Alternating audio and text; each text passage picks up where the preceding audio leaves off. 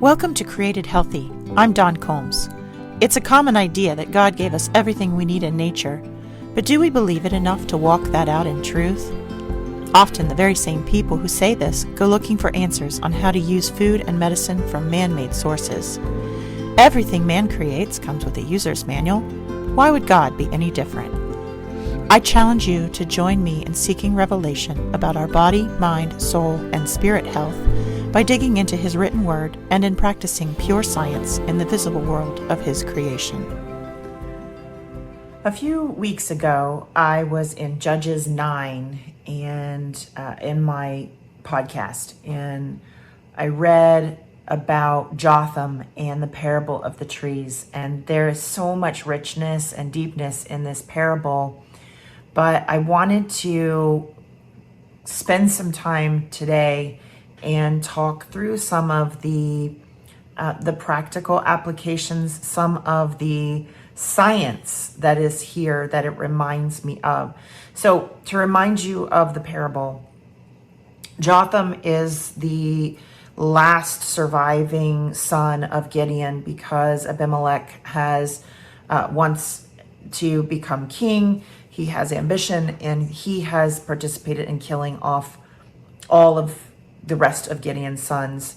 And Jotham stands on the mountaintop and calls down to all of those that are considering raising Abimelech up as a king, and presents this parable. And interestingly enough, as somebody who studies folklore and storytelling, this is the first time in the Bible that we see the specific language that's used to storytell in the manner of a parable. And after this, it is here, there, and everywhere throughout the Bible. So it's kind of cool.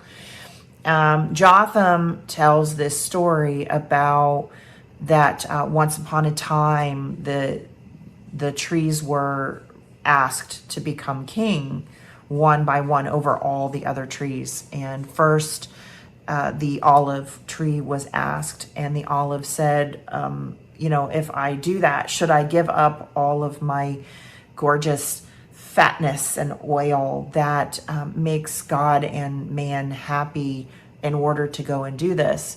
And so they go and they ask the fig tree, and the fig tree says, I'm not interested in giving up. What should I give up? My sweetness that is renowned and does so much good everywhere. And so they go to the vine, and the vine says, I'd have to give up making wine, which delights God and man, and that's my purpose, and I'd have to give it up.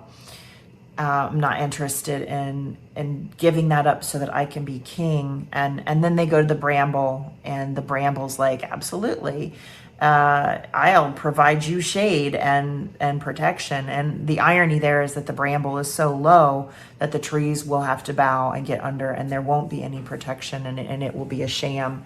And this has been read over and over and over again as a condemnation from Jotham against Abimelech and his choice as king, and how ineffectual he would be, and what a horrible choice he would make. And at the same time, this is a big moment where Israel is asking to be just like all the other people around them, and they want a king. And these are the dangers of asking for a king. Is being pointed out. And I talked a little bit about this at the next time that this whole idea of bringing up a king came about. But this idea that if you're going to rule over everybody, you're going to have to give up your purpose. And so all of us have a God-given purpose. We're all designed with talents and skills and an individual path to be on, that is to glorify God, that is to use who we are and what makes us to take God's kingdom further. And if we have somebody approach us and want to make us a king, this puts us over all the other people in our area, whatever our people group, our region, however this works out. To do that, you have to give up the road that you're on, to pull aside and do something that man wants you to do, that you're nominated and selected to take on this exalted role, means that you're going to give up your God-given purpose. It pulls you off of your road, off of your path. And the trees in this parable are calling that out. I can't do that role of being king over all without having to give up the very thing that makes me unique, that makes me the fig or the olive or the grape, the very thing that God delights the most in and that he uses to give pleasure to man about me. I'm going to have to give up to be a king. And why would I do that? As I read this, it made me remember a lot of times I get this question about, it's always about yarrow. Yarrow is a really common way to get into this conversation, where people will see different colored yarrow at a nursery, and they'll ask me, can I buy, you're telling me all about the properties of yarrow. Yarrow can stop bleeding, and it's amazing in a hormonally imbalanced woman. We can use it internally, we can use it externally. All of its properties go on and on. And so the next question is, I want to landscape with yarrow. I want to have yarrow. If I buy the pink yarrow, is that okay? If I buy the yellow yarrow, there's all these different colors that have been created, called cultivars in the plant world, that are pleasing to the eye. And if I get that because it'll look pretty in my landscape, can I use it for the medicine? And I have to explain that there are levels of monkeying with nature that we've done here. And the most innocent is for us to do selection based on our own preferences. We see this in vegetables, sadly, where we have selected for the cucumber with the least bitter skin. And that's so wonderful, because now we're not eating a bitter cucumber with the sweetness on the inside, but then our digestion is compromised because the bitter was there for a reason. And it was innocent. We weren't trying to cross it with pig DNA and change it into something that is some Franken food. And we've done that with flowers. We've done that with things that are medicinal in innocent ways. Yarrow is one of them. We've selected for odd offshoots of different colors and then purposely bred out that plant to get the flower. And I usually answer with, yes, you can probably interchange different color yarrows as long as the leaf isn't super modified. And there is a yarrow that looks almost like a dusty miller. It's very thick. The leaves are thick and silver gray, and they don't look like the true yarrow, Achillea milfolium, where it's got this beautiful feathery, delicate green leaf structure. When we get to something that has that silver and that thickness and it looks different, I really start to worry that we have selected for that color and we're losing the benefit. Because the reality is that when we monkey with our plants with an eye towards what we think we want, for everything that we select because we want it, we have deselected for something else. We are losing part of what that plant really is. Because as I've explained before, there are so many chemicals found within that plant that we really don't understand yet. And we definitely, not only do we not understand those chemicals singularly, we also don't understand them individually. And and how they work together in synergy, in combination.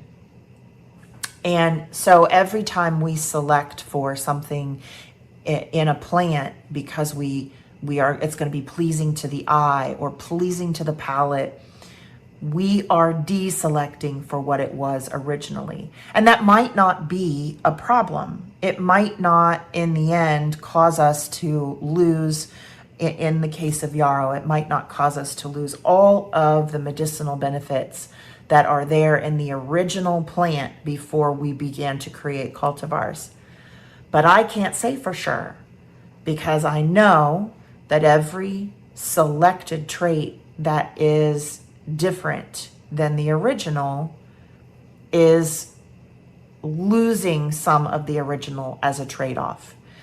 And so I think about this parable, and I think about that Jotham is talking about a dimension that maybe only a botanist like me can see, but it's a truth. It's a truth that's in nature. It's a truth that's in our world. And we're seeing it reflected in the truth that the point that he's trying to make, that we can't select away from, in us, if we select away from the path that we're on, the leadership quality that we have, or we're good looking and great, straight, shiny teeth, and that gets selected as, ooh, you should be a leader above all. That trait gets selected out, and then the mission that trait was actually on originally gets replaced with something that's pleasing to man, and it's not the same outcome. We see this again and again and again, and I think that when we read it in the Bible and we can see a layered story like this with many, many aspects of truth, if we can look at it in nature and say, here it is again. Jotham's parable is a true story that we can see under the microscope in the gas chromatograph. We can see it, that we are changing the path of the vine when we decide that we're going to select away for something that pleases us as men, instead of it doing only what God intended for it to do to begin with. And these trees are speaking truth for all of the plant world. Don't monkey with us. We don't want to do something other than the original path of glorying God and serving man that we were put here for.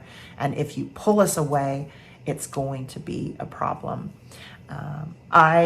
I love this story. I'm sure I can continue to peel away layers of this, but Jotham in the parable of the trees has much more in it than just an angry young man standing on a hilltop trying to put down a greedy older man who wants to be king. I will see you back here next time. Thanks for listening. If you enjoyed this episode, please subscribe and share with a friend. And I'm always interested in hearing what God is laying on your heart. So drop me a rating or review, or join the conversation on Facebook, Instagram, or YouTube at Dawn Combs Really.